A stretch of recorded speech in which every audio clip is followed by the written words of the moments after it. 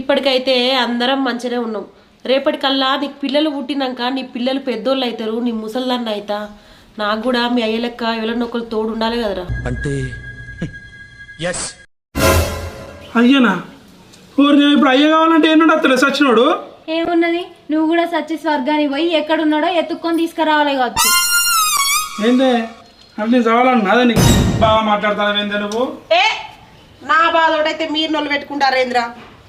అసలు ఏమైంది జర చెప్పే, ఏంటిదో చెప్పవు, మళ్ళీ ఏమో ముఖం మార్చుకుంటా అటు ఇటు ఉంటా అంటావు.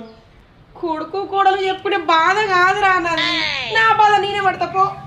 అరే బాబా పోతుంది ఎవరు నాకు ఆ ఫంక్షన్కి లేట్ అవుతుంది, నేను పోతా, కొంచెం చూసుకో ఏడో దానికి నీకు అబ్బా. మా అత్తకు ఏదో బాధ ఉన్నది కానీ బయటికి చెప్తలేదు. నీ అత్త బాధ పక్కకు పెట్టక్క, ముందు నా బాధ చూడు. అబ్బా నువ్వో దాని మధ్యలో. సరేనే